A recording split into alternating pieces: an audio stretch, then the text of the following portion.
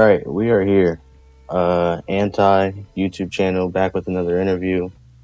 Today we are here with New York rapper Sunmundi. I'm saying that correctly, right? Yeah, definitely. Cool. New York rapper Sunmundi just recently dropped Lived and Born with Clown Cat out of California. Incredible project. Gave it multiple spins since its release in February. Just want to get into like your background and your introduction into the rap thing. So you grew up in New York, correct? Yeah, I'm in like upstate New York. Yeah, I'm like a couple hours above the city. So yeah, I grew up here. Nice. What was your upbringing like? Where did music play a part in your life most growing up, or when in your journey did it start to become a bigger part in your life? My dad is a musician. He plays guitar. He's like from the classic rock like camp, So I grew up listening to a lot of like AC/DC, the Beatles, the Kinks, like all the like dad rock bands, you know what I'm saying? Like I didn't grow up listening to anything that I enjoy now. But anyway, he would always play music for me and my brothers. And my mom always tells me that, my parents would put like, headphones on her like stomach when she was pregnant with us and stuff like that. So it's always been present in my life. But I think, it became, I started to really like love music. When you're a teenager and you start to like learn more about artists and genres and stuff, it's probably when I started, getting more into it. Yeah. So what you were saying that you weren't listening much to what you're listening to now. What were you listening to as a younger kid, and then what was the transition into what you're into now? Yeah, well, my brothers both, like back in the day, like probably when I was in middle school, my brothers were into like hardcore and like pop punk. Like I kind of, from them, I was listening to like bands like Title Fight, Story So Far, Trapped Under Ice, like a variety of like hardcore bands. I don't know, I have like memory listening to like My Chemical Romance. Just kind of like a bunch of random shit that was popping like in 2010 and 2008 and 9 and whatever. But yeah, I think that was kind of the extent of what I was listening to, like that kind of shit. As far as like rap though, I think I was listening to, I definitely remember like checking out like Joey Badass. Definitely when Joey Badass dropped, what's that album called? The fucking one with the 1999. Yes, that one. I listened to that one a lot, and I got very into like Joey and like Capital C's, like from the Tombs. That one. Yeah. I was pretty into that. That was probably one of the first like rap records, like front to back, that I enjoyed, I think. So yeah, it was kind of like a weird array of music that I was listening to. Yeah, I feel like I was listening to Shamar talk about this on Real Notes recently. Shout out to Shamar, by the way.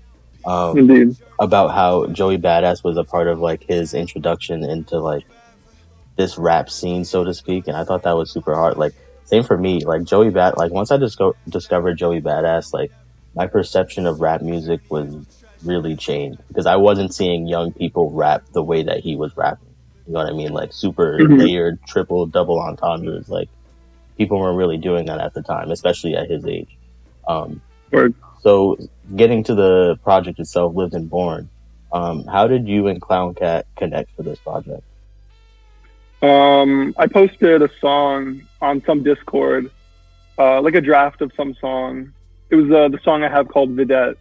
And I posted it in some server, and then he hit me up and was like, "Yo, I dig what you're doing." And then he just like asked to work, and I was very down, because I've been kind of privy to his production, and I knew he was dope. And then he sent me some stuff. Some of the first things he sent me became the first 3 songs on the album. at least the first 3 songs we made are the first 3 on the album. So yeah, we connected on Discord. And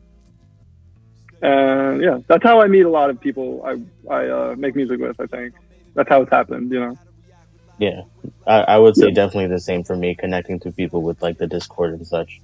Mhm. So the way that I see this project specifically is like kind of a way of taking control of a life that was maybe lived unfulfilled and is now being reclaimed and reimagined. Seeing the tragedies and falsehoods that life has to offer and finding solace in some of those like more internal truths. Um, Tell me, how do you feel about that? Yeah, that sounds pretty on point. I think the concept of the album became what it is. Like, you know, after the first couple songs, what I didn't go into the first songs thinking about this concept of like reincarnation or like living again. But as I listened back to them, I realized that it just felt like it was things that I had known, but I didn't really explicitly tell myself before I like wrote it in lyrics and rapped it on a song. So I feel like that's kind of a concept that centers the album. Of It's like me telling myself things that I know innately, things that I learned, and also questions I don't have answers to. So in that sense, I kind of think of the album as like a letter to myself, or advice I'm giving to myself. Things I know, or things that like I don't know how I know this, but I know it. Word, yeah, no, and I think what most got me to that conclusion about the album was just the opening song, like the bar, "Take stock in yourself to prevent value collapse." Like that in itself was like very powerful to me, because I feel like upholding communal spirit is like kind of integral, or understanding self-worth is integral to upholding communal spirit, in my opinion. You know what I mean? When Mm. writing this line and really the verse itself, where was your head at? Like, did you know that this track would be the intro, or like was this just I know you said this was one of the first ones out of the pack from Clown Cat. Um, that line specifically, yeah, I think of that as just another line of me kind of just giving advice to myself as it comes. Because the way I write, the rhymes kind of like lead me to the next thought, and yeah, nothing too crazy with that line. And the verse, I didn't know it would be the first, but I think after making the first couple songs and like hearing how that song starts, just the first couple seconds of it, it feels very it has like a very dramatic intro, I feel like. And I like try to make my shit dramatic and memorable, and yeah, I do love that song. But yeah, like I said, it's just kind of me telling myself things that I need to remember. You know what I mean? I don't know if that answers your question. I probably No, forgot yeah, the question, Loki. no, yeah, yeah. I think that is I think that's definitely apt. Like, I feel with this song specifically, you really got into like some super intense imagery. Like, the crocodile walks in the lily pad, but till I croak, I'ma grow from the grass to the sight of the moon crash. Like, and you have some really witty bars. Pain is fruitful. You either plummet or rise above it. Like, I feel like people are not like writing super witty bars like that. You know what I mean? I think that's super hard. Um, Appreciate it. getting into Healing Song, which I feel like has one of the more prominent hooks on this project. But before I even get into that, I feel like just the concept of the hook itself as it pertains to your music. My introduction to your music was obviously Nature of My Nature.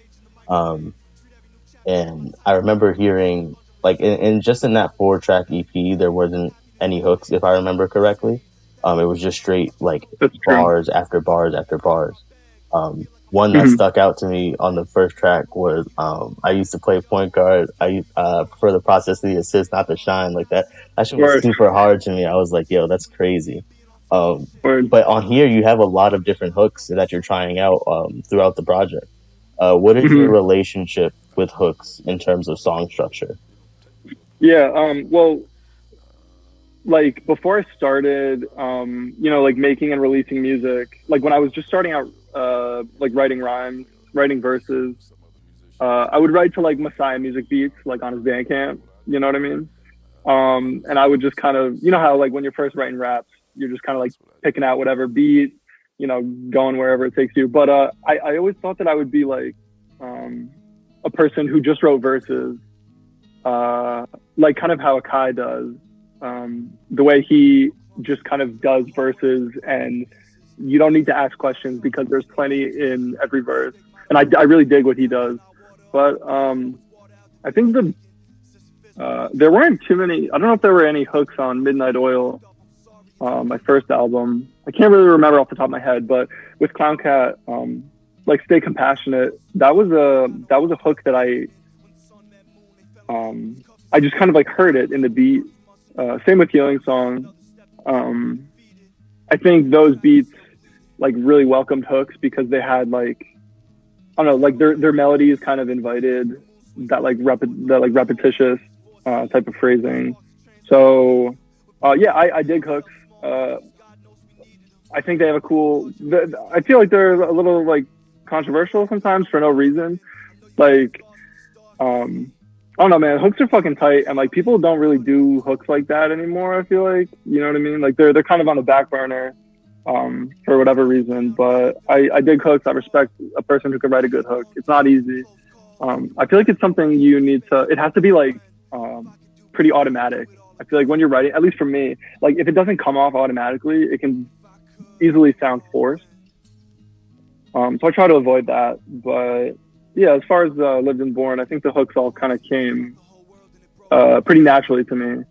And the verse, the hook on I Lived is maybe my favorite. I like that one the most because that's kind of the most conceptual verse. But yeah, I dig a good hook for sure. No, yeah, absolutely. I agree with you. I feel like, especially in like this, I hate calling it a scene, but this underground scene, so to speak, of like Right. people that are just avoiding hooks and just wanting to just bar out and not wanting to like create exact song structure, which is cool. Like there's a place for that, but I feel like the hook in itself is like essential to hip hop. How many like great songs are built off of like a great hook? You know what I mean? So about the song itself, in the first verse, it kind of feels like the healing in question is balancing self-certainty, maybe in like rap or just in general, with the general plights that life has to offer. Would that be accurate at all? Yeah, definitely. That's mostly the like angle that I write from, is like a very general like human. I mean, I try to write from like a very general kind of human perspective. Like that might sound fucking stupid because like I'm not speaking for every person, but yeah, that is true. It's just the general kind of plights, like you said. Definitely, that's it. I just think music has, you know, music obviously is like a healing force for a lot of people. And this kind of came up actually in my personal life, where someone was listening to my music and they were kind of not complaining, but kind of just noticing how it all sounds very like everything is just bleak or whatever. But I feel like I have like art comes easily to me when it's something when I'm making it from like a darker place. You know what I mean? I'm not trying to stay in that. I'm not trying to like stay in that place. But sometimes I feel like that's just the starting point to where you can get the hidden words and the hidden emotions out of yourself and like into your art. But anyway, yeah, that is totally what that song is aiming to do for sure. And because the beat is so like I don't know, it's like kind of attacking and like triumphant in a way. I don't know. The beat, I don't know, man. Concat beats are just so fucking sick, and they just kind of took me there for sure. Yeah, no, Clown Cat's production is crazy, really all over this thing. And to go along with the anecdote that you shared, I feel like people who make music that may be similar to yours, where it kind of just sounds as if it's just dark and bleak, I feel like it gets kind of reductive, because I feel like you are talking a lot more, like it's not just like sadness and despair in your bars, like like it's Word. specifically like kind of transitioning into day and age. You have the bar, I can't buy that simulation talk because my own thoughts get in the way. I can see for miles with my eyes closed at my wake. Hope I don't miss a lick of that emotional performance by AI Drake. Like, that is a hilarious bar. Like, that is Word. objectively a hilarious bar. Thank you. Which, to be fair, is one of the more, like, one of the few moments of comedy on the album. But it's not like Mhm. haha comedy. It's like, damn, unfortunately, this is like our reality type of thing. Word. You know Word. what I I hear mean? you. Yeah, And no, for sure. yeah, and I think that's super hard. Like, I feel like people's, like, if you're really listening to the bars, things like that will become apparent that it's not just like a bunch of sad bars or a bunch of depressed bars or like pessimistic in a way. Yeah, man, 100%. I feel like sometimes I do feel like I'm guilty of just kind of making like sad boy sounding shit, but like I'm truly not trying to be on that type of thing. And yeah, I don't think it's very. I'm doing like something really egregious on this album in that regard. Like I think this album has plenty of ups and downs, and like yeah, there's a lot of funny, yeah, just like little funny bars like that, I guess. But yeah, that AI. I'm glad you appreciate the AI Drake bar. I thought that was kind of witty, but yeah, man, I don't know. I think I get that the tone from like Woods. Like I love Woods, and he's like the master of pointing out dark shit in like a way that makes you laugh, but then it also kind of makes you like cringe because of how true it is. You know what I mean? Yeah. But yeah, he's an influence in that way for sure. But yeah. Talking about Sun Met Moon, firstly, before even getting to the bars, tell me about getting Big Flowers to do backing bass for this track. Yeah. Well, Clowncat sent me the beat, and I thought it was super dope. But I feel like it needed like some extra pizzazz because it's probably one of the more like it's like easily the most minimal beat on the project, and Flowers is like extremely nice on the guitar. That dude is so like has so much fucking artistic Flowers ability. is nice at everything, really. That's what I'm saying, yo. That's Yeah. what I'm saying. So yeah, shout out to them. They killed that. I was like, yo, I need like just acoustic guitar sauce on this track, and they were like, yeah, for sure. And yeah, they just sent me back some like three different layers of like guitar stems, and it was very dope. And I think it amplified the track in a cool way. So yeah, that song is just two acoustic guitars, which I think is cool. I think it sounds dope, personally. Absolutely. That's definitely one of my favorite beats on the whole project. One of the bars that stuck out to me, the opening bar, I'm clumsy, I dropped the whole world and it broke into pieces, glass on the floor and it shard on my sneakers. Um, this track was definitely hitting home for me personally. Um, what was your writing process for this track, and how did it differ to the other songs on here? Because this is definitely one of the more personal songs, it seems, on the project. So how did that Mhm. come about? Yeah, for sure. Yeah, so the song's about basically like fucking up in a relationship. um, so I think that's why it feels like it's the most personal. As far as the writing, yeah, I was just trying to like rhyme the whole way, just to and trying to get more into like I don't know, provide like a lot of imagery, I guess. Um, a lot of like metaphorical imagery for what I was feeling. But yeah, I don't know. It was like a super vulnerable track, and I just kind of said what came to me, I guess. Kind of a shitty explanation for how I wrote it, but that is true.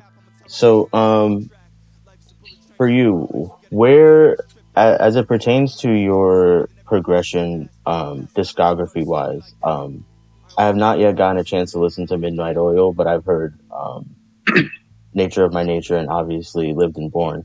How do you feel like this places in terms of your progression of discography? Definitely the best thing I've made. Yeah, definitely my best album. I think it was just more. I think this is like my most conceptual. I think it's like my best lyrically. and it's like, it's like kind of difficult to compare like like what you feel about each project, but just as far as like album wise, I think it's just like a more well put together album. I love Midnight Oil, because it like taught me a lot, and I think there's so many dope things on there. But yeah, I feel like I just kind of progressed more, and I think this album's dope. Where do you feel like I forget what song specifically it was, but I was watching a couple of your music videos. Um, I was watching the one that you had for Lived and Born, and then I was watching an older one from about a year ago. I noticed from the one from before that you were like not showing your face at all. Was that an intentional decision? Were you trying to be anonymous at first? Because I know for me that was my goal as a producer. I was like, I don't want to be in front of the camera whatsoever. Yeah, I mean, I guess it was kind of like a half baked idea. Like, I don't want to show my face. I don't know, but yeah, I don't really like care about my anonymity, I guess, right now. Yeah, no, I'm just like, I don't know. I just kind of thought it like looked cooler, and I think it like fit with the song to be a little bit more like anonymous. And the song that I did a music video for this album, All in the Wind, I think it makes sense because that song is so much more like vulnerable, and I talk more like kind of more about myself and about my family on that song. So it felt right to like show my face. It's not like, I'm not trying to make like a big deal of my anonymity or anything, but yeah, I just figured, why not? You know what I mean? Yeah. Right. So just outside of just your own music, from a general artistic standpoint, whether it be music or films or books or games or whatever, what's been moving you lately? What has been like on repeat for you? What's a movie that you've been into? What's something that's been keeping you occupied in terms of media or art? Yeah. I mean, I'm actually in a period right now where I'm so uninspired, and like I'm in, how it goes with like, as like a musician, like you have ups and downs of like creativity and inspiration. Bro, the ruts make me feel like I want to quit, and then the highs make me feel like I'll keep going. But we're in the same boat. I'm literally in one of those ruts as we speak. I haven't made a beat in maybe like a week, and I'm like, am I even good anymore? No, but you always come out better after that. Absolutely. You always do. You always do. Because like, imagine if you always made shit all the time, you would feel like a robot. So, exactly.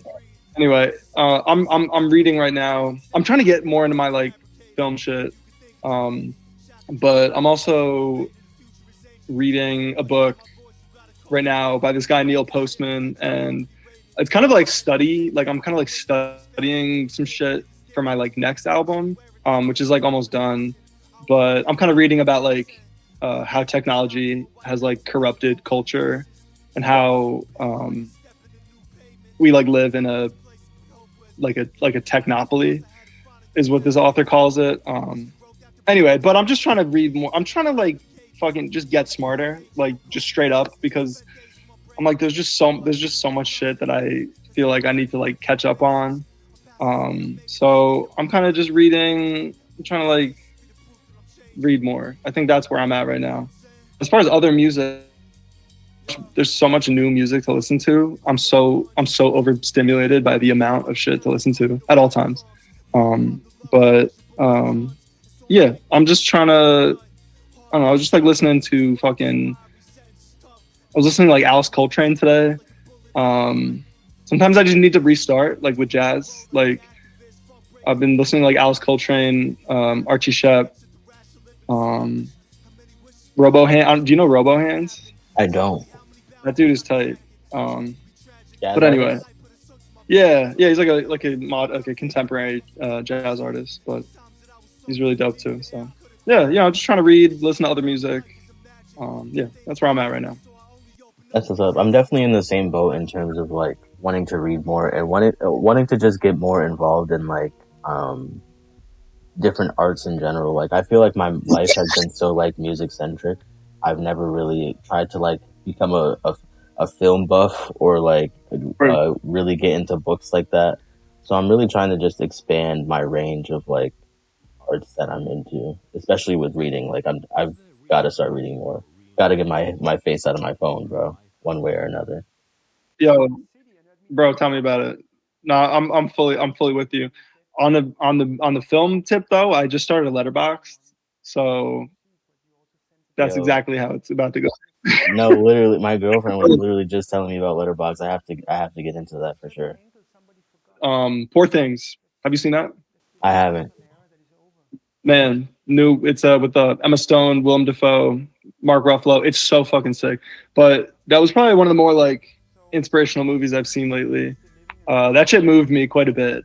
Um, and my wife just bought the book too, so like I might check that out. But um, yeah, man, I have like so many books on my list to read, like by my bedside, just a giant stack of like reminders to read. But you know how it goes. Like, Yeah, just get sidetracked. It's terrible. I get it, man. I get it. Um, so from a general artistic standpoint, what would you say your goals are? Are you just trying to like make music forever? Are you just trying to get in, get out? Like, are you trying to expand to different mediums of art? Like, what are your long term or short term goals? Um, I mean, like I just said, I feel like quitting, but also obviously, like that's not true. No, I don't know. I think I'm just making. I kind of when I first started making music, I was just like, I'm just gonna make it, and then like I'm gonna make one album that I'm like proud of, and then be done. Um, and then I found out that there was kind of more that I wanted to do with music. Yeah, like I have another album almost done that I'm still working on, and I have another project that I started. Um, but yeah, I don't know. I'm just gonna make music until it doesn't feel good anymore, I guess. And as far as other art, I used to paint like very casually, and I've enjoyed doing that. So I don't know. I think that's also something I want to like get more into in the future. But yeah, for right now, just kind of making music um, as it comes to me. I think yeah, that's where I'm at. I wish I could produce. I wish I could learn how to produce, but I'm like, I don't have the patience or the like intelligence to get into that. Right, I don't have room right now in my brain for that shit. But so I respect producers so much. Like, bro, I was listening to Real G Raps. Is that how you say it? Or Real graps? Real Graps? Word. Yeah. Crazy, Love, crazy. bro. Really Yo, appreciate that. Really appreciate that, yo. the beat that Shamar was on, I think I told him, I was like, it sounds chased by like a villain in an arcade or something. That's what that beat feels like to me. You know what I mean? Like, No, yeah, that I don't beat know. is that was one of my favorite beats. I'm really glad I was able to get Shamar on that. Um, Shout out to I Shamar, really, man. absolutely shout out to Shamar. I really appreciate that you were fucking with that project. Um, Indeed. but yeah, I mean, we're all looking forward to more music from you. Um, can't wait to hear what this next album sounds like following Lived and Born. Um, hopefully I can get you some beats in the future. I mean, listen, man, we got to make something happen at some point in time. Indeed, man. You, me, and Shamar, we gotta do something. For sure, for sure. I appreciate you doing the interview. This has been Anti Interviews. Thanks for tapping in. Hit subscribe, like all that internet stuff. Um, I'll catch you on the flip.